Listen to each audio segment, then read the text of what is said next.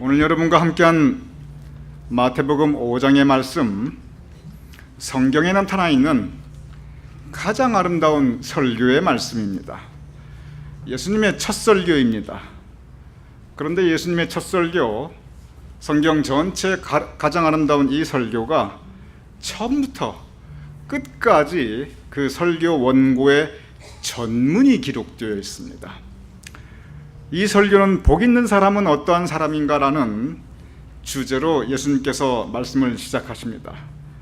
첫 번째는 여러분이 너무나 잘 아시는 말씀입니다. 심령이 가난한 자는, 심령이 가난한 사람, 즉 마음이 깨끗한 사람, 하나님의 은혜를 사모하는 사람은 복이 있나니. 그렇습니다. 세상이 혼탁하고 어지럽습니다. 요즘 세상 돌아가는 걸 보시기 바랍니다. 멀미날 지경입니다. 그런 세상을 살면서도 청결한 마음, 깨끗하고 맑은 마음에 하나님을 모시고 하나님께서 허락하시는 은혜를 사모하는 사람들 복이 있나니. 이해가 되는 말씀입니다. 그저 듣기만 해도, 읽기만 해도 은혜가 되는 말씀입니다. 그런데 두 번째 복 있는 사람은 뭐라고 기록되어 있냐면 마태복음 5장 4절에 애통하는 자는 복이 있나니 그들이 위로를 받을 것이며. 애통하는 사람이 복이 있다? 언뜻 잘 이해가 되지 않습니다. 애통이라고 하는 단어의 뜻을 여러분께 잠깐만 말씀드리도록 하겠습니다. 애자는 슬퍼할 애자입니다. 통자는 아파할 통자입니다. 애통은 그래서 무슨 뜻이냐면 슬퍼하며 마음이 찢어지는 고통을 느끼는 것, 그것이 애통입니다. 이 애통의 의미를 알기 위해 성서에서 애통이 어떤 상황에 어떻게 쓰여졌는가 처음부터 여러분과 함께 잠깐만 돌아보도록 하겠습니다. 성경에 애통이라고 하는 단어가 맨 처음 나타나는 것은 창세기 23장 2절입니다. 이렇게 기록되어 있습니다. 사라가 죽음에 아브라함이 사라를 위하여 슬퍼하며 애통하다가. 맨 처음 애통이라는 단어가 나타납니다. 아브라함, 그의 아내 사라가 세상을 떠나게 되었습니다. 아브라함, 성경을 가만히 그리고 자세히 읽어보면 참 못난 남편입니다. 나쁜 남편입니다. 사라에게, 정말 그 귀한 아내 사라에게 마음 아픈 일도 많이 하였고 섭섭한 일도 많이 하였고 못된 일도 많이 하였던 그런 남편입니다. 그런데 늙어서 철든다는 말이 아브라함에게 이루어집니다. 늙어서 철이 듭니다. 그래서 뒤늦게 아내 귀한 줄 알고 아내에게 참 잘하게 됩니다. 그런데 그 소중한 아내가 호련히 세상을 떠나게 됩니다. 그래서 성경이 아브라함이 이 사랑하는 아내 사라가 세상 떠났을 때 진심으로 슬퍼하며 아파하는 모습을 오늘 본문처럼 진솔하게 기록하고 있습니다. 제가 저 장면을 보면서 제 마음에 무슨 생각이 드냐 하면, 에고, 저렇게 세상 떠났을 때 슬퍼하고 애통해하지 말고 살았을 때 좀 잘하지. 제가 그런 생각이 듭니다. 여러분, 우리 남편분들, 가나안 교회 남편분들, 그저 살았을 때 잘하시는 우리 남편분 되시기를 주님의 이름으로 축원합니다. 여자분들 라면 소리가 더 애절하신 것 같으네요. 두 번째 애통이란 단어가 어디서 나타나냐면 야곱이 자기의 사랑하는 아들 요셉이 죽었다는 소식을 듣게 되었을 때 그때 곧바로 야곱의 반응을 기록하고 있습니다. 창세기 37장 34절 이렇게 기록하고 있습니다. 야곱이 자기 옷을 찢고 굵은 배로 허리를 묶고 오래도록 그의 아들을 위하여 애통하니. 사랑하는 아들이 죽었다는 그 소식 앞에, 눈에 넣어도 아프지 않을 그 아들이 세상을 떠났다는 소식 앞에 야곱은 오래도록 애통하며 슬퍼하며 마음이 찢어지도록 고통스러워합니다. 이 야곱이 세상을 떠났을 때 기록이 창세기 50장 10절은 이렇게 기록되어 있습니다. 그들이 크게 울고 애통하며 요셉의 아버지를 위하여 7일 동안 애곡하였더니. 요셉은 효자였습니다. 크게 출세합니다. 나라를 구한 사람이 됩니다. 그런데 그 요셉의 사랑하는 아버지가 세상을 떠나게 됩니다. 요셉은 사랑하는 아버지를 잃고 슬퍼하며 아파하며 애통해하고 있습니다. 그 다음 네 번째 나타나는 성경의 애통이라는 그 기록은 사무엘하에 나타납니다. 사무엘하 1장 26절 이렇게 기록되어 있습니다. 내 형 요나단이여, 내가 그대를 애통함은 그대는 내게 심히 아름다움이라. 다윗의 평생의 은인 요나단입니다. 요나단 때문에 다윗이 죽지 않고 살 수 있었습니다. 생명을 잃을 수 있는 위기의 순간순간마다 요나단이 살려주었습니다. 그리고 요나단이 끝까지 다윗에 대한 의리를 지킵니다. 요새 의리가 어디 있습니까? 신의가 어디 있습니까? 내 눈앞에 이익이 있으면 다 필요 없죠. 그런데 요나단은 엄청난 손해를 감수하면서까지 끝까지 의리 지키고, 그리고 그 신의를 위해서 목숨을 겁니다. 그러한 요나단이 세상을 떠났습니다. 그것도 비참하게 전쟁터에다 싸우다가 이 적군의 칼에 그냥 세상 떠나게 됩니다. 그러한 요나단의 죽음을 다윗이 슬퍼하며 마음이 찢어지는 고통을 느끼며 애통해하고 있습니다. 성경에 나타나는 이런 애통함의 그 용례를 돌아보면 애통함이 언제 쓰이냐면 여기에 한 가지 분명한 공통점이 있습니다. 그것은 그냥 마음이 아픈 것을 의미하는 것이 아니에요. 애통함은 사랑하는 사람을 잃고, 내가 가장 사랑하였던 남편, 내가 가장 사랑하였던 나의 아내, 내가 가장 사랑하였던 나의 자식, 내가 가장 믿고 의지하였던 나의 친구, 나의 사랑하는 사람을 잃고 슬퍼하며 가슴이 찢어지도록 고통받고 있는 것, 그것이 애통입니다. 예수님께서도 이 애통함을 체험하십니다. 요한복음 11장 33절과 35절은 이렇게 기록되어 있습니다. 그가 우는 것을 보시고 심령에 비통히 여기시고 불쌍히 여기사 예수께서 눈물을 흘리시더라. 사랑하는 나사로의 죽음 앞에 예수님께서도 애통해하고 계십니다. 눈물을 흘리십니다. 그리고 비통, 슬퍼하며 아파하고 계십니다. 우리가 살아가면서 이런저런 고통을 받습니다. 이 통자가 아플 통자입니다. 그런데 대부분의 고통은, 대부분의 아픔은 시간이 가면 나아집니다. 세월이 약이겠지요. 그 유행가 가사 진리입니다. 그저 세월이 지나가면은 그 고통도 쓰러지고 아픔의 흔적만 남아있게 되지요. 그런데 이 애통함은, 사랑하는 사람의 죽음은 시간이 가고 세월이 흘러도 낫지 않습니다. 여전히 그 마음, 가슴 그 안에서 그 깊은 아픔을, 그 예리한 슬픔을 계속 주게 됩니다. 성서의 애통함, 사랑하는 죽음 그 앞에서의 고통입니다. 이 시간 여러분과 함께 잠깐 죽음에 대해서 생각해 보고자 합니다. 지금은 죽음이라는 것이 대부분, 제가 목사이기 때문에 장례식을 인도하게 되는데 요즘 장례식은 대부분 90을 넘기신 분들입니다. 세상 말로 말하자면 천수를 누리신 분들입니다. 암이 걸리고 병이 걸려서, 사람은요 오래 살면 언젠가는 병이 걸리게 되고, 그래서 그 병 때문에 돌아가신 것보다도 그래도 여전히 천수를 누리고 돌아가신 거예요. 왜냐하면 오래 사시면서 병 안 거실 분이 없습니다.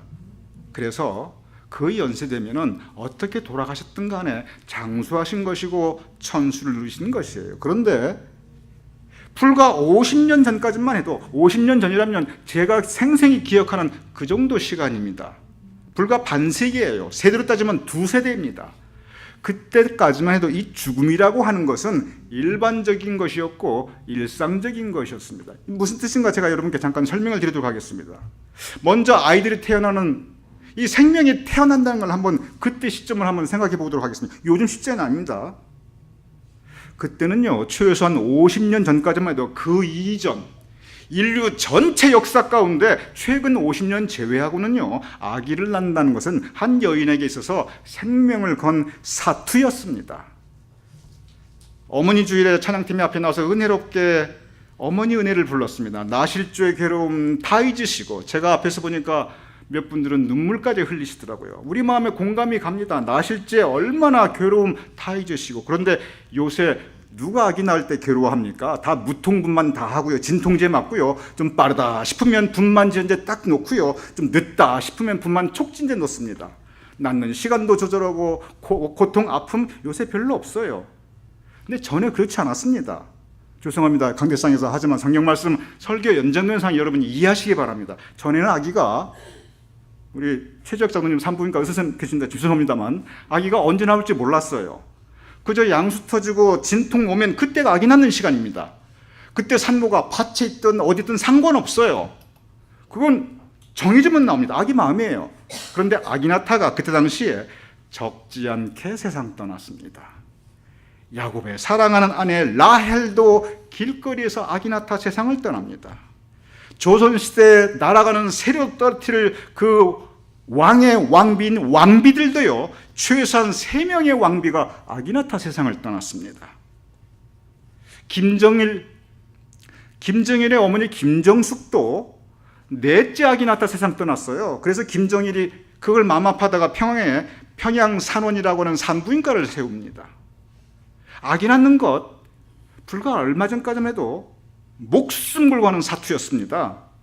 그 당시에 산모들 아기 낳고 정말 미역국 먹을 자격이 있었습니다. 여러분 혹시 오해가 없기 바랍니다. 우리 최월림 권사님 따님 그리고 김홍선 장로님 따님께서 지금 미역국 얻어먹을 자격 없다는 거 절대 아닙니다. 미역국 잘 끓여주시고 자격이 있습니다.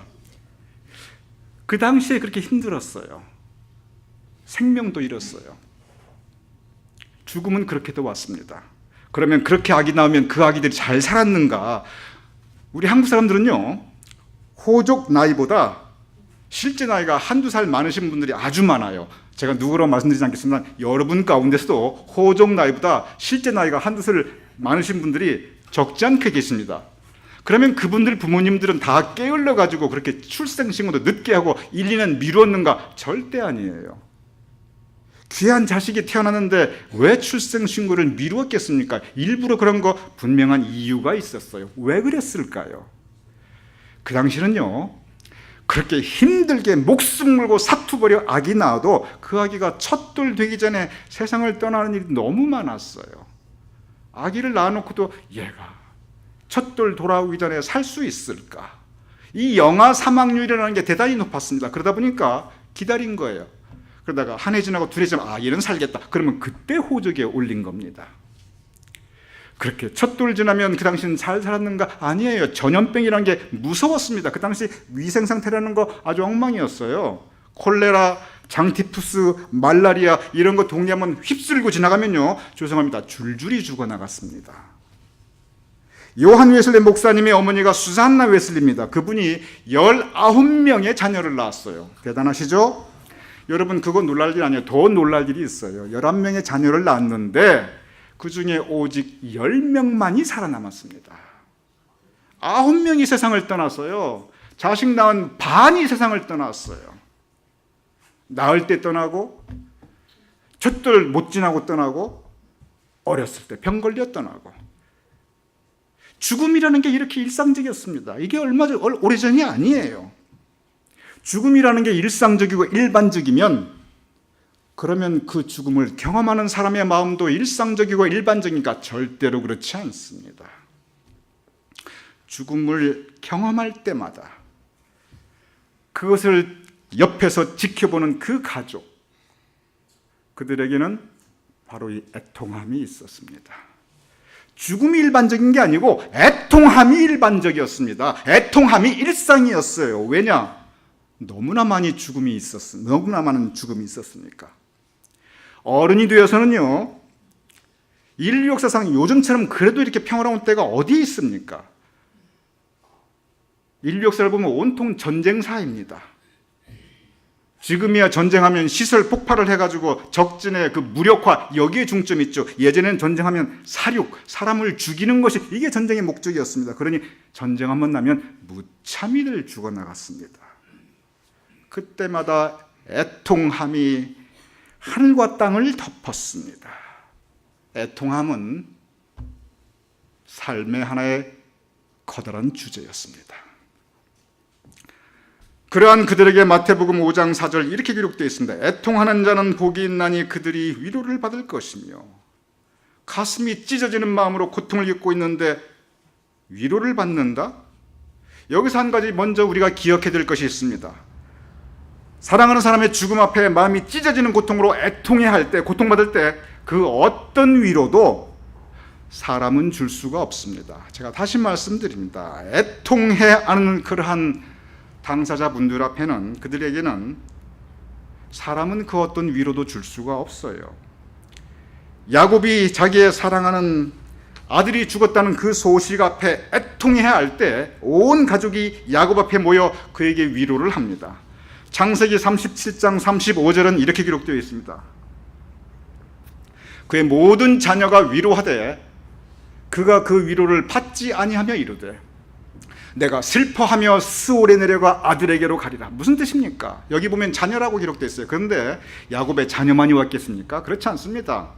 성경에 기록되어 있지 않지만 분명히 자녀만 온 게 아니라 야곱의 아내들도 왔을 것이고 야곱의 딸들도 왔을 것이고 자녀니까 며느리, 사위, 손자 다 왔을 것입니다. 온 가족이 자녀 앞에 와서 야곱 앞에 와서 위로합니다. 그런데 뭐라고 하냐면 그가 그 위로를 받지 아니하며 아무 위로가 안 돼요. 그러면서 뭐라고 하냐면 내가 슬퍼하며 스올에 내려가 아들에게로 가리라. 살아있는 게 지옥 같으니 차라리 나도 죽겠다. 죽으면 아들 볼 수 있지 않느냐. 이것이 야곱의 마음입니다. 가족도 위로가 안 되는데 남이 무슨 위로를 어떻게 합니까? 여러분, 누가 애통해할 때 절대로 훈계하지 말고 함부로 위로하지 말고 그 옆에서 여러분 처신 잘 하셔야 됩니다. 이 성경 말씀 보면 사람은 위로가 될 수가 없어요. 그러면 오늘 이 본문은 무슨 뜻입니까? 애통하는 자의 복이 있나니 그들이 위로를 받을 것이며, 사람은 위로를 줄 수 없는 게 분명한데 불행히도 그 위로는 다른 사람에게 누구에게도 받을 수가 없는데 그러면 어떻게 위로를 받으면 무슨 복이 있다는 것입니까? 토마스 아 캠피스가, 제가 오늘 책을 가져오려다 잊어버렸는데, 그리스도를 본받으라는 그 묵상집에 보면 이 은혜에 대한 묵상이 있어요. 은혜. 그래서 무슨 말을 쓰냐면 우리가 하나님에게 받을 수 있는 그 모든 아름답고 귀한 것 중에 가장 아름다운 것은 은혜라는 거예요. 은혜라는 단어 자체가 얼마나 아름답습니까? 은혜, 여러분과 저가 지금 우리가 가지고 있는 그 모든 것이 은혜입니다. 우리가 누리고 있는 그 모든 것이 은혜입니다. 오늘 2019년 6월 2일이라고 하는 이 하루가 은혜입니다. 이 하루를 살아가고 있는 이 생명이 은혜입니다. 여러분 옆에 있는 가족과 우리 친구, 우리 교회 식구들 다 은혜입니다.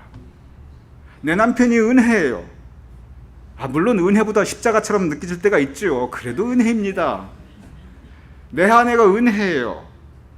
그러면서 토마스 아 캠피스가 무슨 얘기를 하냐면 은혜해 주셨을 때 우리는 감사하게 된다. 그렇지요. 은혜가 얼마나 감사합니까? 감사하니까 기쁘고 행복하지요. 그러면서 우리 주변에 있는 은혜를 바라보며 체험하며 감사하며 기뻐하고 살자. 그렇습니다.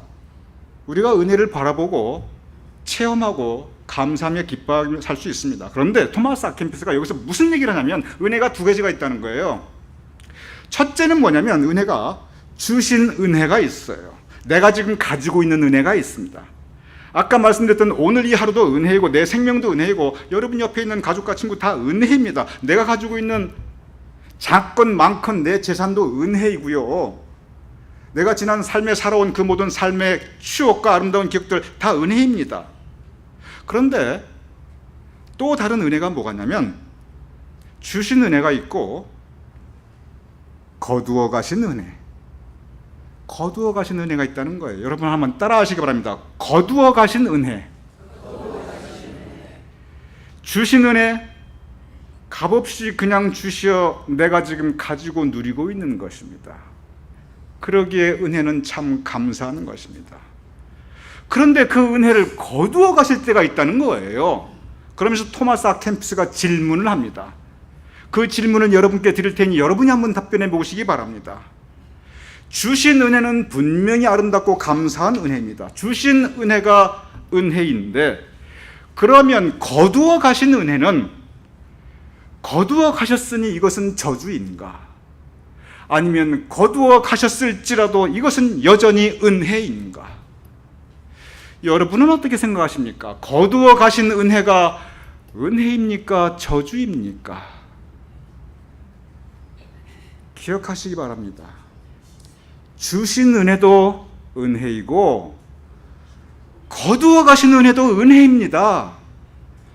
주신 은혜에 감사하고 기뻐하는 그거 누가 못합니까? 안 믿는 사람도 다 합니다. 세상에 가장 악한 사람도, 심지어 사악한 사람도 다 할 수 있습니다. 문제는 거두어 가신 은혜입니다.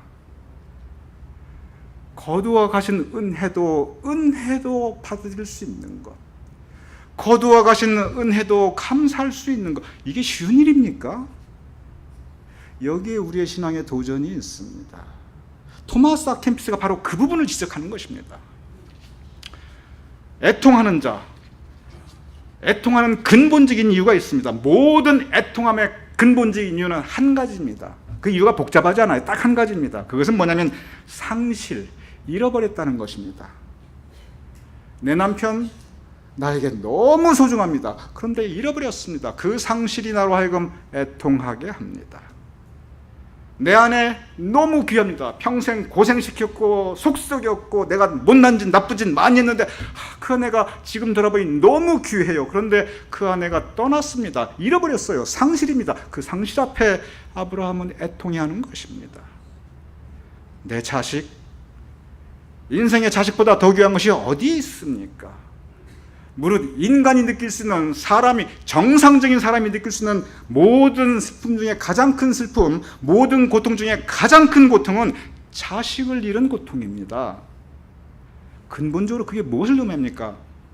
그 귀한 자식이 나를 떠났다는 그 상실, 이 상실감이 그 고통을 나에게 주는 것입니다. 모든 애통함은 바로 이 상실에서 기인합니다. 그런데 여러분 한번 다시 생각해 보시기 바랍니다. 상실의 실제가 잃어버릴 실입니다. 상실은 근본적으로 거두어 가신 은혜입니다. 내가 가진 적이 있으니 잃어버릴 수 있는 것입니다. 가져본 적도 없고 누려본 적도 없는 것을 어떻게 잃어버릴 수가 있습니까? 내가 잃어버렸다는 것은 내가 한때, 비록 그것이 짧다 할지라도, 비록 그것이 한순간이라 할지라도, 비록 그것이 초라할지라도, 그러나 내가 가졌고 누렸고 기뻐했고 감사했고 하나님께서 주신 은혜, 그 주신 은혜가 나에게 있었으니 그러니 거두어 가신 은혜가 있는 것입니다. 저는 여기에서 토마스 아 켐피스의 그 거두어 가신 은혜의 가르침을 묵상하며 저는 그 생각을 더욱더 연장시켜 봅니다.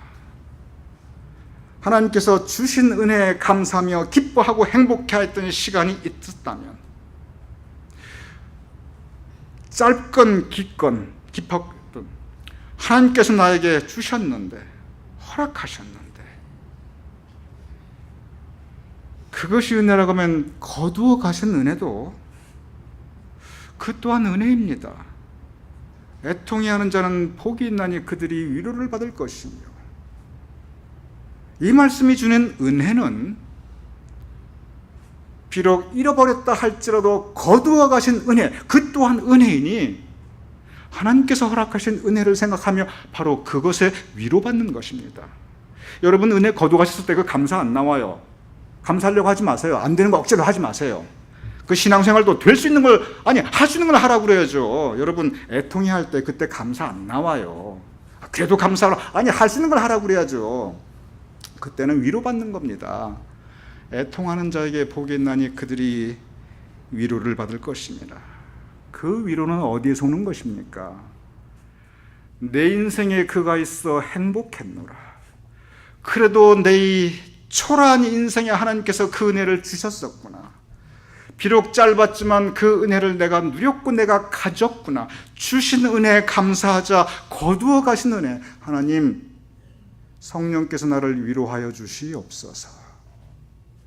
위로함을 구해야 합니다. 제가 여러분께 한 가지 말씀을 드립니다. 애통함의 근본은 소중한 것을 잃어버린 이 상실에 있는데, 상실은 죽음을 통해서만이 오는 것이 아닙니다. 인생을 단계로 나누면 인생의 가장 마지막 단계, 이 노년기는, 우리 가운데도 노년기를 지나고 계신 분들이 계십니다. 스스로 노년기라고 생각하신 분들은 깊이 한번 생각해 보시기 바랍니다. 노년기는 근본적으로 상실의 시대입니다. 노년기에 더 얻을 수 있는 게 별로 많지 않아요. 현실을 직시하시기 바랍니다. 노년기는 온통 잃어버리는 것들로 가득 차 있어요. 상실의 시간입니다. 그런데 그 상실, 다 여러분들이 가졌던 것을 잃어버리는 거예요. 주신 은혜를 여러분이 잃어버리는 것입니다. 대부분의 경우는 주신 은혜는 거두어 가신 은혜로 바뀝니다. 다시 말씀드립니다. 주신 은혜는 거두어 가신 은혜로 바뀝니다. 주셨을 때 감사하고, 거두어 가셨을 때 원망하고, 그리고 하나님을 향하여 분노하고, 그리고 이까짓 믿음 필요 없다, 그까짓 기도 안 하겠다, 하나님 살아계시냐, 주셨을 때는 감사하고, 거두어 가셨을 때 원망하고 분노한다면, 여러분 누가 손해보는 줄 아세요? 하나님 손해 안 보세요. 우리가 손해입니다. 왜냐하면 그 마음에 평화가 없어요. 그 마음에 기쁨이 없어요. 그렇게 살아가는 삶이 너무 힘들고 고통스러워요. 하나님을 위해서가 아니라 나를 위해서 주신 은혜도 은혜이구나, 우리 고백해야 합니다. 노년기, 애통의 시대입니다. 건강이 얼마나 소중합니까? 노년기에 들어서면 그 건강 단계적으로 잃어버리게 됩니다. 장사가 없어요. 아이고, 최 목사, 나는 상관없습니다. 여러분 가운데 그렇게 말씀하시면 한번 손 들어보세요. 아무도 손 못 드시네요. 여러분 모두 다 우리 상실은 우리의 삶의 현실입니다. 그래서 성경이 예수님께서 두 번째 애통하는 사람에 대해서 이해하고 있는 거예요. 애통은 우리의 현실입니다. 그 상실 앞에 우리는 어떻게 살아야 합니까? 건강도 잃어버리고, 건강을 잃어버리면요, 뭘 잃어버린 줄 아세요? 내 마음의 자존심을 잃어버려요. 내가 살아있다는 내 삶의 긍지를 잃어버립니다. 우울해집니다. 그러니 건강이 나빠지면 우울증이 찾아올 수밖에 없어요. 상실의 시대인데, 애통함의 시대인데, 그게 노년기인데, 여러분 우리는 이 인생과 현실을 바라보는 새로운 시각을 가져야 됩니다. 다시 여쭤보겠습니다. 주신 은혜가 은혜입니까? 은혜이지 않습니까? 은혜이지요. 그러면 거두어 가신 은혜는 여전히 은혜입니까? 저주입니까? 여러분 어떻게 생각하십니까? 거두어 가신 은혜도 은혜로 생각해야 여러분이 좋아요. 여러분이 좋아요. 하나님 손해 안 봐요. 옆에 사람 손해 하나도 안 봐요. 그래야 여러분이 살 수가 있습니다. 오늘 본 말씀, 애통하는 자에게 복이 있나니 그들이 위로를 받을 것이며. 저는 어머님을 바라보며 어머님이 하신 그 말씀을 저는 종종 생각해 봅니다. 제가 이미 한번 말씀드렸습니다. 또 말씀드리겠습니다. 이제 연세가 드셔서 다리를 잘 못 움직이게 되시니까, 잘 못 걸어 다니시니까, 여러분 못 걸어 다니면요, 못 걸어 다니는 건 그만두고 그 마음의 고통이 말도 못해요. 제가 겪어보진 않았지만 제가 보니까 그래요. 예외가 없어요, 여러분. 그런데 어머니 하신 말씀이, 얘야, 내가 이 다리로 여기저기 잘 댕겼어. 안 다닌 데 없어. 이 다리로 내가 외국도 다녀왔어. 걸을 수 있는 것 은혜입니다. 못 걸을 수 있을 때도 그것도 여전히 은혜입니다. 이 다리로 여기저기 다 댕겼어요. 주신 은혜 생각해야 합니다. 그래야 위로받을 수 있어요.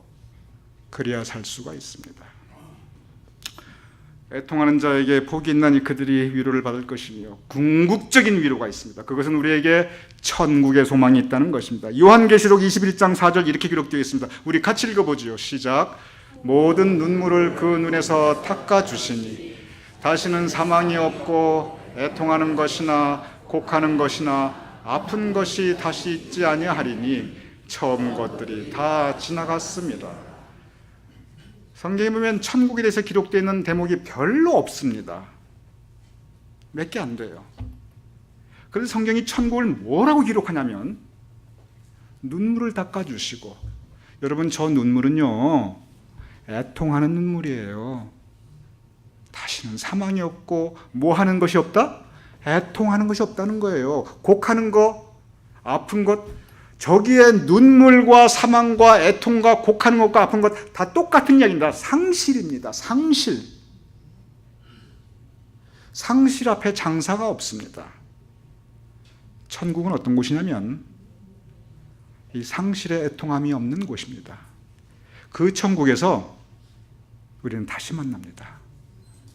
저는 천국을 생각해 봅니다. 아브라함이 사라 만나가지고요, 여보 정말 잘못했어, 내가 이제는 잘할게, 그럴 겁니다.